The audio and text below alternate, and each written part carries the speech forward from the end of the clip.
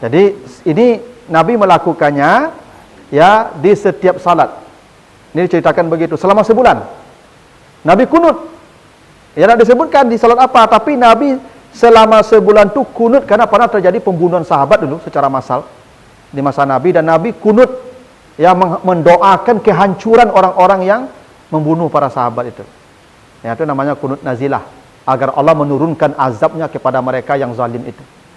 Dan itu selama sebulan Nabi pernah melakukan. Artinya ketika ada kasus-kasus seperti sekarang Palestina itu, maka kita kunut, doakan kehancuran itu orang Israel itu. Kunut. Karena Nabi melakukan itu. Ya, hadis Sahih Bukhari Muslim itu. Pokoknya kunut, doakan kehancuran dia.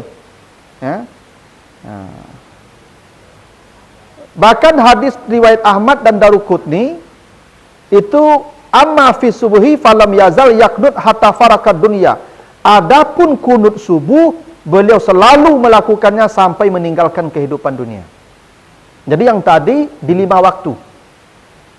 Selama sebulan Nabi kunut 5 waktu.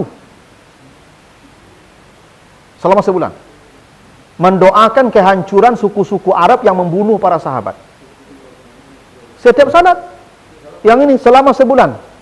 Yang subuh ya selalu beliau kerjakan sampai meninggalkan dunia, hatta faraqad dunya, sampai beliau berpisah dari kehidupan dunia.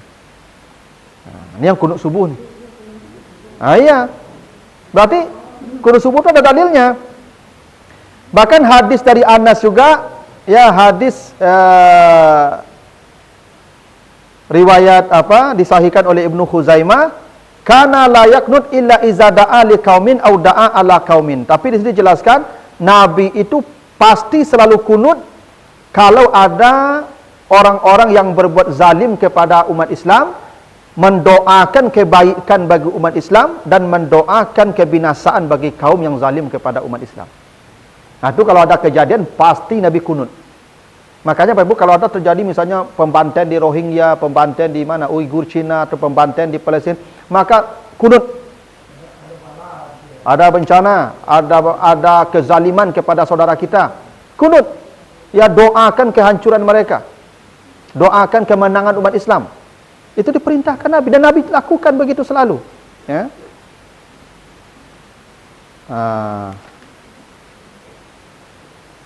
Lalu hadis dari Hasan bin Ali, annahu qala allamani Rasulullah kalimat aqulu lahunna fi kunut witir. Nabi mengajarkan kepada kami kunut, ya, apa kalimat yang kami baca ketika kunut witir. Jadi salat witir itu ada kunutnya, terutama Ramadan nih. Ya, di penghujung Ramadan. Nah, itu kunut. Ya. Apa doanya? Allahumma hdini fiman hadait, wa afini fiman afait, wa tawallani fiman tawallait, wa barik li fima aqtait, wa qina syarra ma qadait, fa innaka taqdi wa la yuqda alaik, innahu la yazillu ma walait. Tabarakta rabbana wa ta'ala. Itu doanya, dan itu biasa di subuh dibaca. Ya, kunut subuh. Ya, kalau mau dipanjangkan, tambah doanya. Ya Allah, tolonglah saudara kami, hancurkan musuh-musuh Allah, musuh-musuh Islam yang zalim kepada umat Islam. Doakan begitu. Dan itu disuruh, dan Nabi ajarkan. Ini baca nih. Ya. Doa yang ketika kunut, ya, ketika subuh terutama ini, dan Nabi tidak pernah meninggalkannya sampai berpisah dari kehidupan dunia. Begitu. Nah, cuman Bapak Ibu, kalau orang tidak kunut, Bapak Ibu tidak boleh, kalau imam tidak kunut, jangan kunut. Tidak boleh pula kita kunut. Kalau imamnya kunut, Bapak Ibu boleh mengangkat tangan mengaminkan, boleh luruskan tangan tanpa mengaminkan, tidak ikut juga tidak apa-apa, tapi ikut berdiri. Jangan imam baca kunut, ibu sujud surang, batal salat. Coba pisah. Kalau Bapak Ibu tidak setuju kunut, jangan aminkan, jangan angkat tangan, luruskan saja berdiri, tunggu imam itu sujud.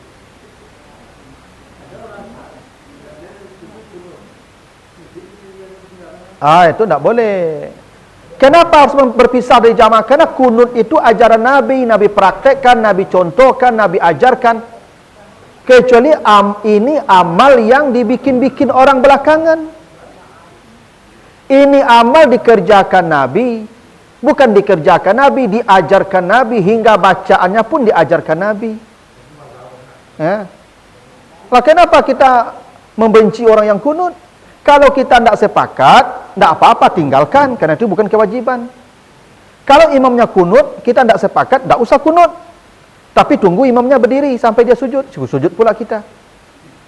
Ya. Jadi kunut itu dalilnya tidak satu, ya, banyak. Nah, bahkan hadis riwayat dari Ibnu Abbas, hadis Al-Baihaqi, kana Rasulullah sallallahu alaihi wasallam yu'allimuna du'aan nad'u bihi fil kunut min salatis subuh. Bahkan Nabi mengajarkan doa yang kami baca ketika kunut dalam salat subuh. Itu doa tadi, Allahumma hadini fiman hadait wa afini fiman afait. Kalau sama-sama, Allahumma hadina fiman hadait wa afina fiman afait wa tawallana fiman tawallait, itu ya, seterusnya.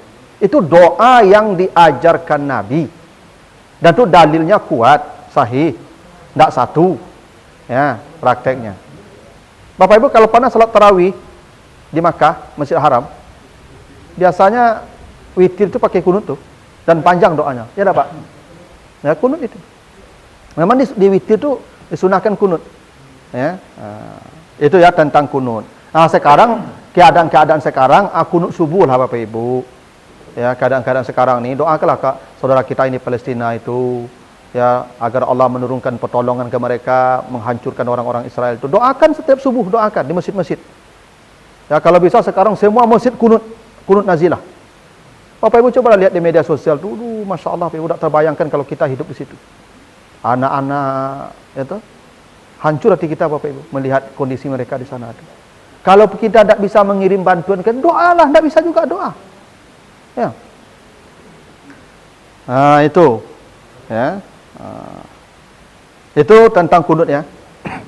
Hadis dari Abu Hurairah, Nabi bersabda, "Iza sajada ahadukum fala yabruk kama yabrukul ba'ir wal yada' yadaihi qabla rukbatai." Ini hadis ya dari Abu Hurairah ya. Jadi kata Nabi, apabila kamu sujud, jangan ia duduk sebagaimana duduknya onta, tapi hendaklah dia meletakkan dua tangannya dahulu dari dua lututnya. Ini Nabi katakan begitu, hadis dari Abu Hurairah. Jangan kamu sujud itu jatuh seperti onta duduk. Ya. Kalau onta duduk, ya lututnya duluan. Ya, lutut dulu. Kata Nabi, tangan dulukan.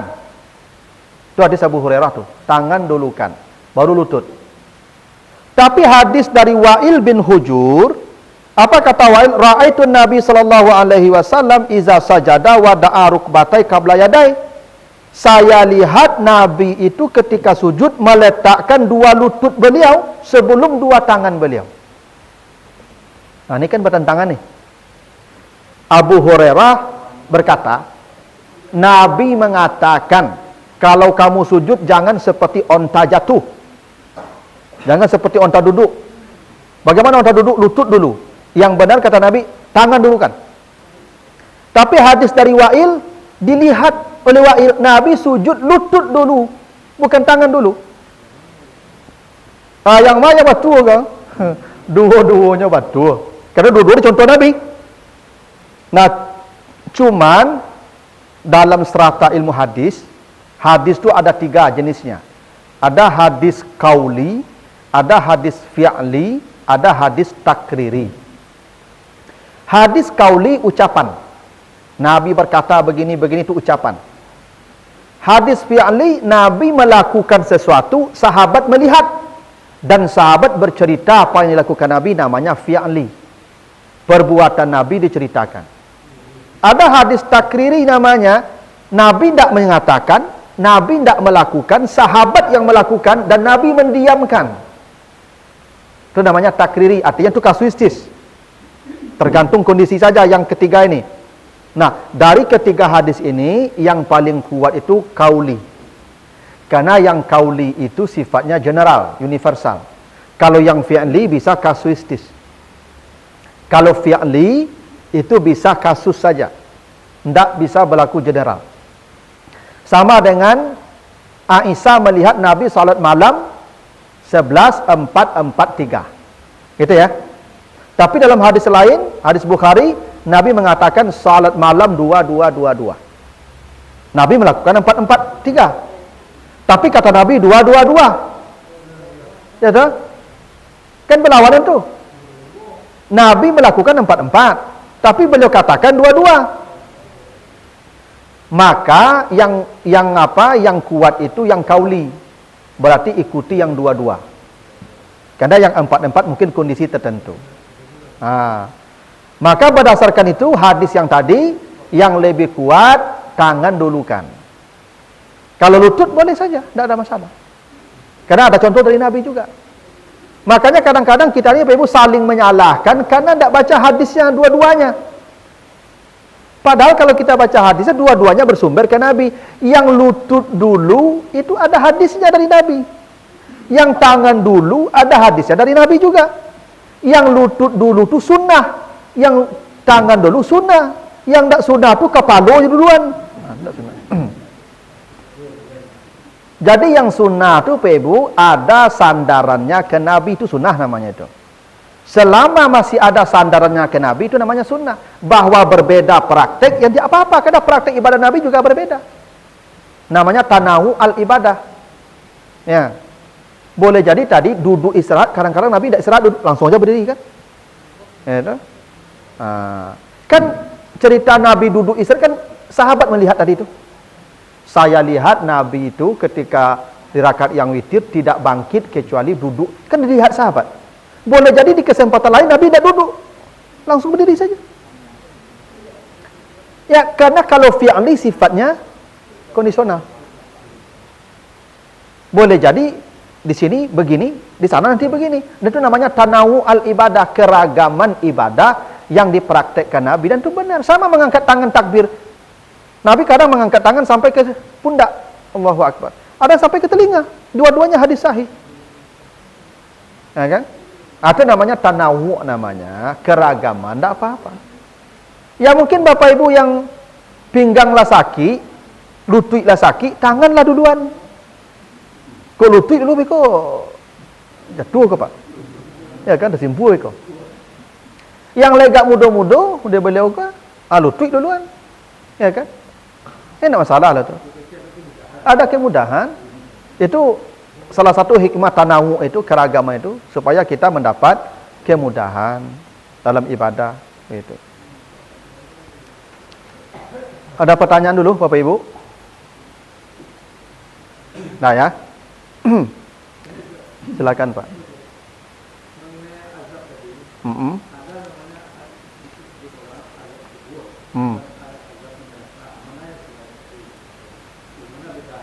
Dua-duanya ada dalam, nanti kita baca hadisnya Pak. Ketika di rakaat terakhir setelah tahiyat akhir itu Nabi membaca doa dan itu diajarkan kepada para sahabat.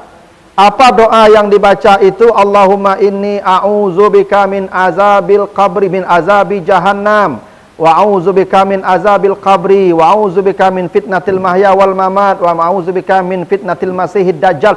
Itu hadis Bukhari Muslim sahih dari Abi Hurairah. Bapak Ibu ketika sujud ketika duduk akhir, fil alamina innaka hamidum majid. Tuh. Allahumma inni a'udzubika min azabi jahannam wa a'udzubika min azabil qabri wa a'udzubika min fitnatil mahya wal mamat wa ana a'udzubika min fitnatil masihid dajjal. Itu doa yang dibaca dalam salat sebelum salam. Apa inti doa itu? Dua, berlindung dari azab neraka dan berlindung dari azab kubur. Berarti azab neraka dan azab kubur itu ada. Dan itu berbeda, ya berbeda, makanya dua. Azab neraka setelah dihisap, setelah diadili. Azab kubur ini bukan azab dalam pengertian seperti digergaji, dipukul, diinjak, dilapak, dipijak gitu ya. Ini azab, ini petakut.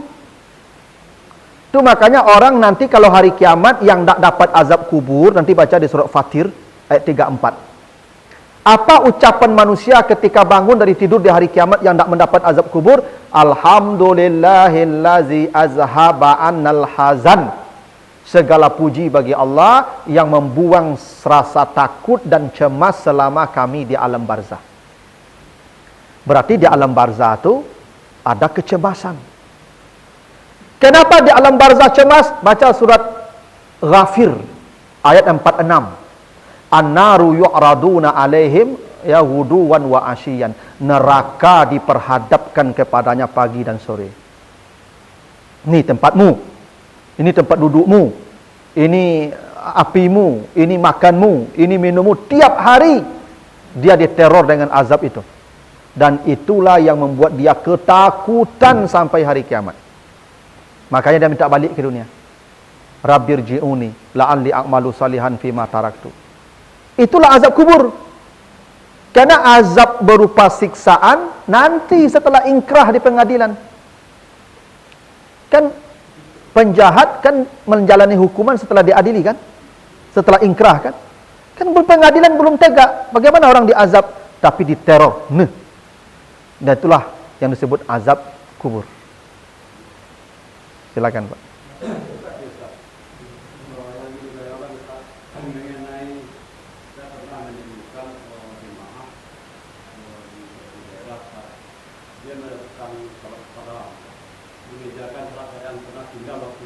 Tidak ada jalan lain untuk ketinggalan tersebut. Karena dia berkompau berjamaah pula. Ramai-ramai dan tinggal juga nanti. Berdasarkan hadis dari Aisyah, apa kata Aisyah? Nu'maru biqada'is siyam wala nu'maru biqada'is salah.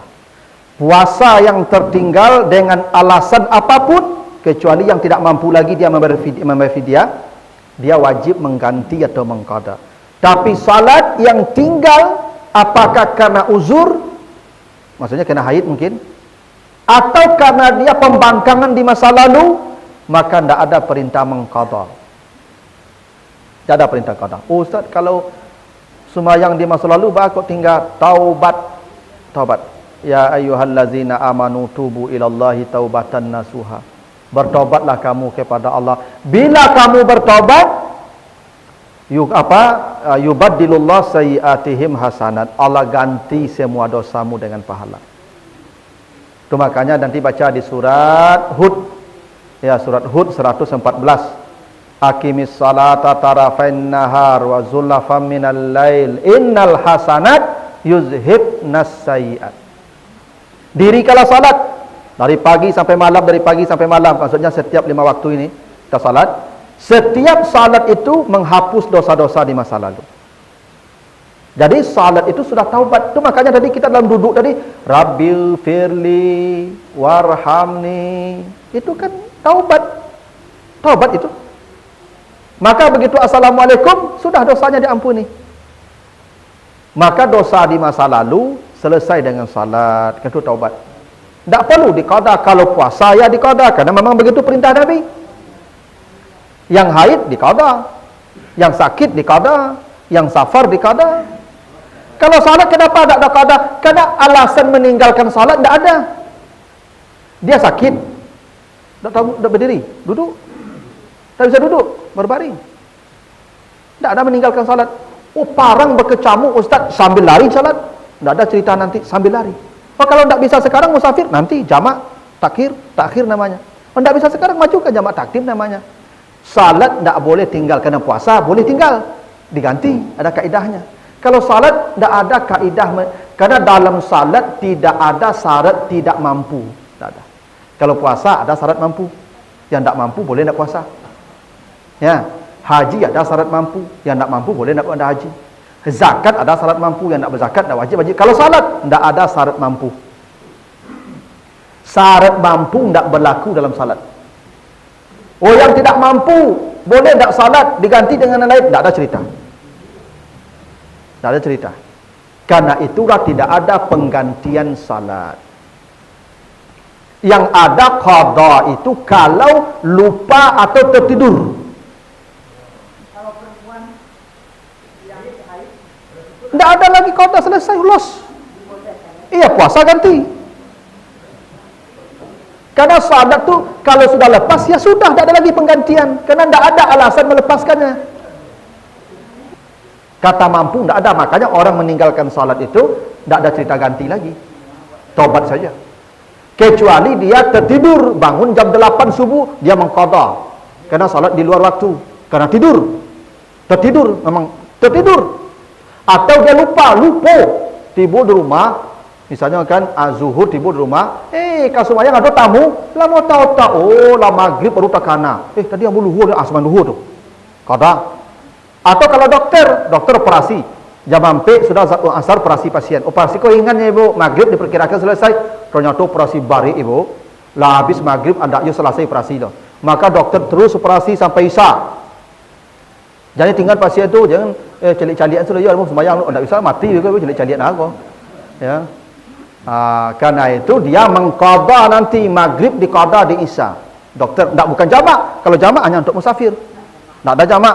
Jamak hanya musafir. Oh, bagaimana kalau pasien kan pasienku dibius. Nah, pasien kalau dibius selama akalnya hilang pula ibadahnya. Karena akalnya enggak ada lagi. Karena ibadah itu kalau berakal, Pak. Maka kalau dia dibius habis asar dia salat sekarang dibius. Nanti bangunnya jam 12 malam, maka dia isya saja, maghrib los.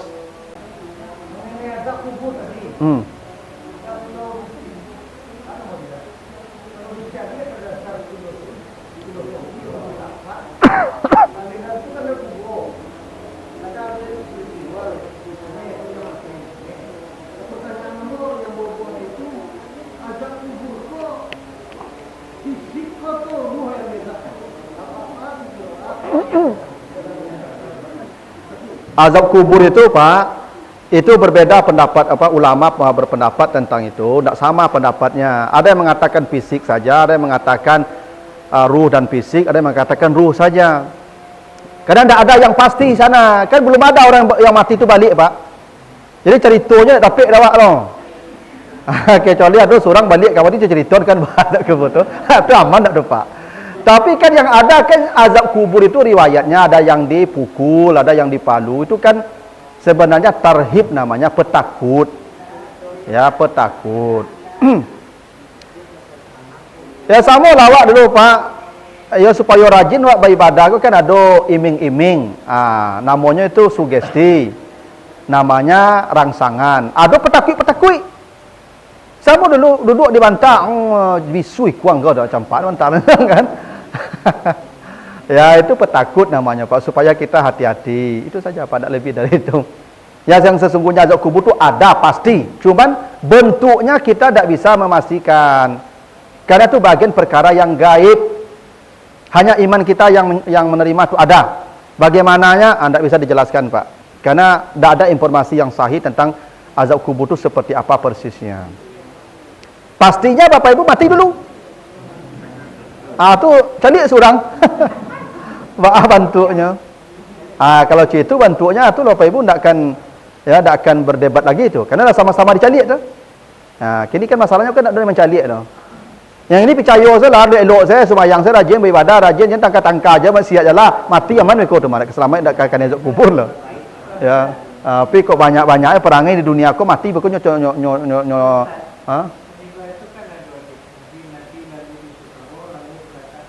Ya, iya, supaya kita mengerti bahwa ada azab kubur. Ya, memang ada begitu cerita, ada yang dipukul sampai dicongkel kembali dengan malaikat. Ya silakan kalau ada yang percaya begitu, tidak apa-apa. Intinya ada perkara yang mengerikan setelah kita mati. Bentuknya seperti apa? Nanti Bapak Ibu rasakan sendiri. Calik surang. Ya, karena itu perkara gaib, Pak. Ya ampun dulu kasih tulis baca rohnya boleh menjalin baca apa. Kecuali apa lah pandang kasih itu, Pak, ya bisa baca. Tapi kan hadis-hadis begitu bisa dipahami harfiah, bisa juga ditakwil ke makna lain. Dan itu tidak salah, bisa saja itu. Nah, begitulah dulu Bapak Ibu ya tentang sifat salat Nabi ini. Yang mudah-mudahan ada manfaatnya, lebih kurang mohon maaf. Assalamualaikum warahmatullahi wabarakatuh.